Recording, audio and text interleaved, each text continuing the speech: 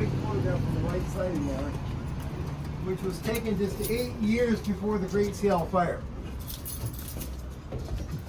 You all coming out okay? I'll hold it. I can hold it for you. Oh, you're okay. Thank you. Thank you for the offer, though. Yes, sir. You're welcome. To hold the gate.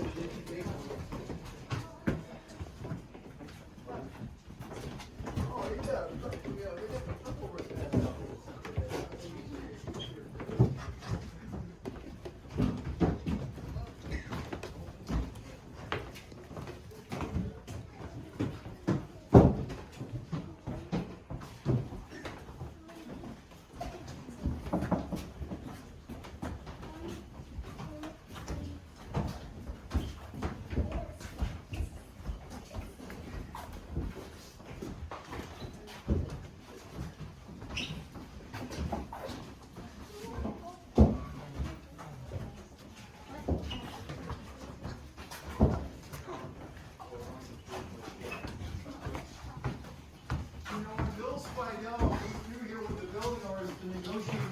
Back in the mid-60s, you know, he said that the one item they found on him more than any other item was the rubble. But he also said they found hundreds of those things there, these things leaning up against the wall, these rusty old sewing machines. Right? This photograph, everybody, was taken 8 years before the fire. It's 1881 here. We would be standing right about in here on the left-hand sidewalk, and that's looking up that way, looking north up First Avenue. The fire began on First Avenue, but it started at First and Madison Street, 4 blocks north of here, right there. You can about tell it started right below where that guy's getting blown off his crapper there, yeah, on the other side of this building here. And it was accidental. A carpenter's apprentice whose name was Jan Bach. He claimed to be a Swedish immigrant, was melting glue in a pot on an open flame wooden stove up there, not paying attention to what he was doing. The kind of glue they had back in those days came in a brick or a solid you put into a pot, apply open flame, melt it down, and then use it or whatever. He was doing just that, but halfway through the glue's melting process, Jan Bach decides to do a little multitasking. He leaves the glue unattended for like 10 minutes while he goes into another part of the building to do something else. When he comes back about 10 minutes later, by then the glue was boiling over the edge of the pot, and glue was dripping through the open flame, catching fire, and dripping down onto the floor where he had left turpentine soaked rags, wood shavings, and sawdust. So there was a lot of kindling, so it spread pretty quickly. He instantly panics and he's looking for something to extinguish it with, so he grabs a pail of water for a grease fire. The water hit the pot, tipped it over, splattered flaming glue everywhere in the room. 12 and a half hours later, 33 blocks of Seattle was totally gone. And then Jan Bach moved to Chicago. We think, yeah. We're like, did he not just do us a favor? He wiped out the whole mess in less than a day. Now we have a chance to start over, right? Well, people that didn't lose anything in the fire thought that. And 20% of the merchants here in town had no insurance at all. So they lost everything. Luckily, Seattle did get a $47 million grant from the federal government to help us, help them get a foothold and get started up again. But, a couple of things about the fire is that it wiped out 33 blocks, but the homes in the hill survived. Did you have a question back there? Oh, no, I'm sorry. Okay. No, that's all right. Yeah, the homes from here on out, not even so much as a little smoke damage. The next morning, people were being interviewed by the Seattle Times newspaper. Reporters were interviewing people, trying to get an idea of what they saw, where they were, and all that during the fire. And all these people were like, the strangest thing about the whole thing is right before the fire began, this wind starts kicking up, coming in from the northeast going southwesterly. So it kept most of the embers and the smoke to the waterfront side of town. I mean, if this was wider, you see the waterfront coming up behind these buildings here, but so none of the homes up there on the hill were damaged or even smoke damaged. Nobody died in the fire. 33 blocks flat to the ground, not one fatality. And we did have a fire department that day, 7 volunteers who were working with fire hoses, ancient technology and firefighting equipment. Fire hoses that worked only during what? Anybody know? High tide. High tide, right? The high tide provided pressure for the hoses. The tide was out for the first 2 hours. They had no water pressure. So hundreds of people pitched in and started buck brigading, trying to help each other, because everybody had something to lose. I mean, back in those days, a lot of people contributed to helping putting out fires like that because they had something to lose. It was a community effort to try to put it out. Is anybody here from San Francisco? Because in San Francisco, during and after the gold rush, when they were having all these fires, they realized some of them were arson fires. These guys realized that if we light the town on fire on this end over here, we know most people are going to go that way to try to put it out. So we'll go over here and rob this part of town blind. You know, it happened twice in San Francisco. But with ours, it was accidental. And Jan Bach stayed in Seattle for about 2 weeks after the fire. But he was getting razzed, he got beaten up several times, and you know, eventually couldn't take it and he moved out of here. But we're not quite sure where he moved to. Some people believe it was the Midwest somewhere where his family was. But he changed his name supposedly from Jan Bach to John Beck. You know, so he wouldn't be associated with having burnt Seattle down. But one other thing is they did have a fire hydrant system. It consisted of 4 hydrants. They wanted 8, but they only had 4 operational. From about a block north of here into the north part of town, and way back up here on the hillside was a huge reservoir that you know, would feed the water and pressure to the hoses. But the design of the fire hydrant system was such that the more hoses that were hooked up, the less pressure each hose has. So by the time they hooked up hoses to all 4 hydrants, they were fighting with like squirting on pressure. So, you know, but it all worked out. Nobody died. They gave him a chance to start over. And, you know, the homes are spared from that fire. The most ironic thing was that the fire chief of our 7-man volunteer fire department, the day we burned down, the fire chief was in San Francisco attending a conference on how to prevent fires in boomtown cities. Careful, there's a step up right here. Well, check out those skylights up ahead here.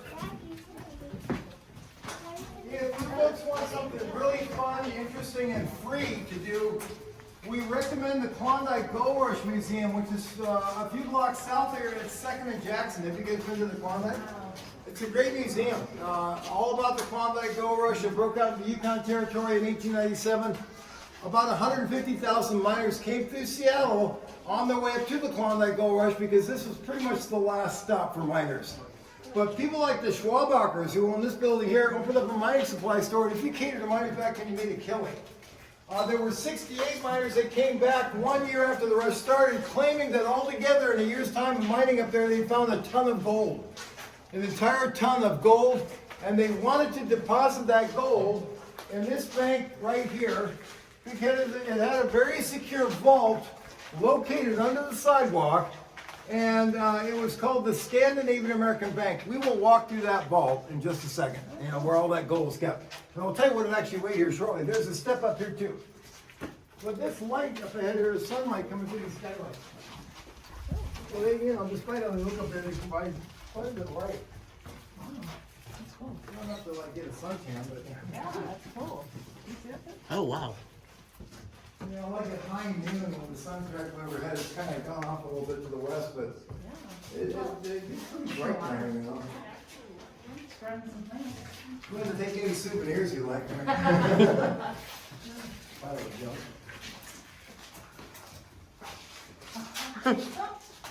Watch people walk over. Yeah. We have a lot of kids come down here on field trips, you know, come down to their history field trip tour here.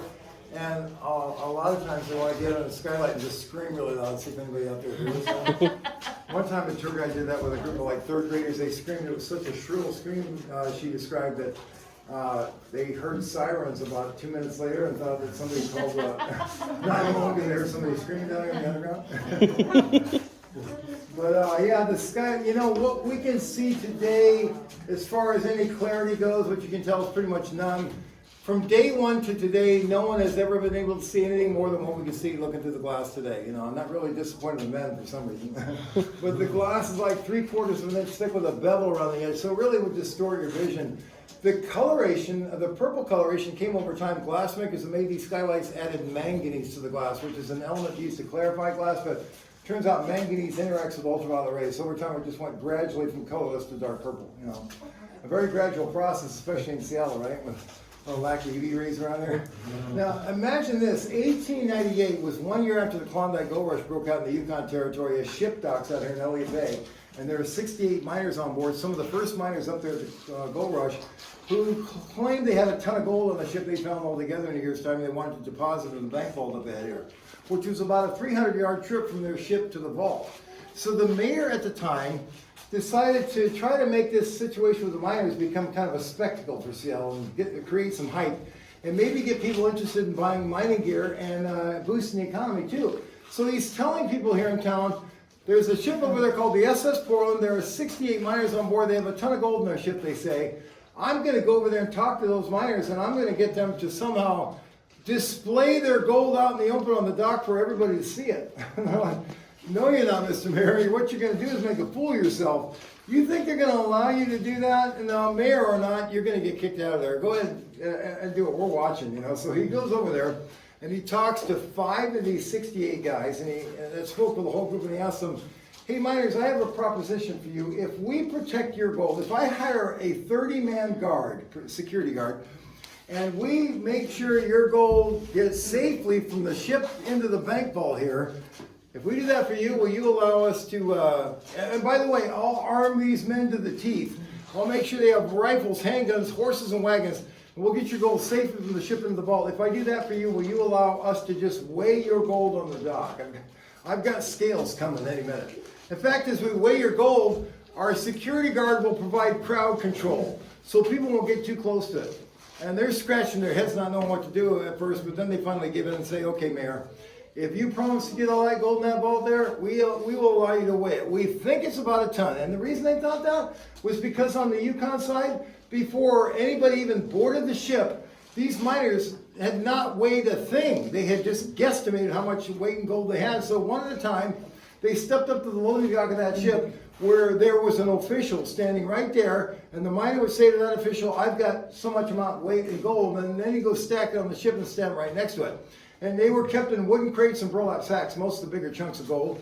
But anyway, one at a time, these miners stepped to the loading dock and told the official what they had, which they guesstimated. And finally, everybody's on the ship. They're standing next to their gold. The official, who we don't know who it was, you know, he's looking up and down this big pile of crates and bags, and he says, what you got there, it adds up to about a ton. Yeah, I think, right? So he guesstimated the collective amount. They weighed it on the dock there. It came to 2.5 tons. We think at that moment, out of nearly 6,000 people that the mayor had asked to come up down and witness the gold being weighed, maybe 500 or 600 of them became miners at that moment because they saw the gold from the distance and they're like, eyes are popping out of their heads. And like, oh, I want my share. Honey, let's go to the bank right now. We'll get our life savings out. We'll go to the mine supply store. We'll get some gear. We'll get up there and get rich like they did, you know. Didn't happen that way for a lot of them. Out of 150,000 miners that came through Seattle, maybe 10% struck it rich. But you know the saddest thing about these miners, they were all rich, but within 5 years after the gold rush, a third of them that they were able to keep track of were dead broke. They had nothing left. You know who got it? Madam Graham. That's who got it, right? Careful, there's a step down, everybody. The vault room is right up ahead here. Where that 2.5 tons of gold is at. That's when they started dividing it up and going a simple way. This photograph here shows you the floor right above us, everybody. So we're below this sidewalk, moving to the right. You know, for a few years anyway, you could do your banking outside right here at the bars on the window where the teller's cage is, or was. But you had to go back that way once you did your banking here, because this iron door and gate were always kept shut and locked to keep people out of the vault. And the vault had one skylight. I guess they had the sea to count the money. And then right here, there used to be a stone wall. 2 of them for added security. But from the wall here to the iron gate and door there, this room right here was the vault room. And then the door on the left was the way to get from the, from the bank into the vault and then back again. The iron gate and door there to the stone wall that used to be here. 2 of them that have been broken through were the parameters of the bank vault. For 3 whole days, 2.5 tons of gold sat right where you're standing.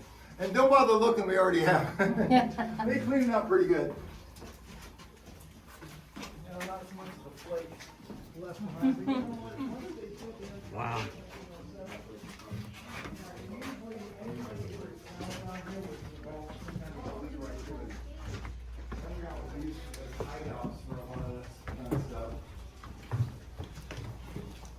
And then during the Prohibition, when alcohol was illegal in the United States, there was a lot of bootlegging going on. There were at least a few still were being around, but also was coming from out of town and just transferring hands.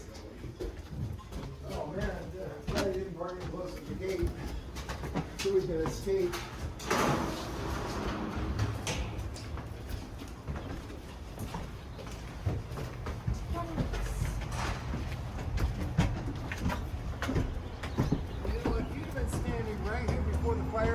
water's edge would have come up to about right here. Wow. At the level we just came from, or a few feet below that. Oh, I'm so sorry. The water's edge, everybody, used to come up to right about where the alley is here. 7 seawalls pushed it out over a 20-year period. They built the walls one at a time, about 150 feet apart, and they gradually pushed the water line out. Mainly to create a deeper harbor out here for the ships coming into LA Bay. But again, the water line would have been about where the alley is, down below that level we just came from. So let's head up that way. I'll meet you on the skylights at the corner up there. We'll lock the gate and catch up. We'll hit one last area about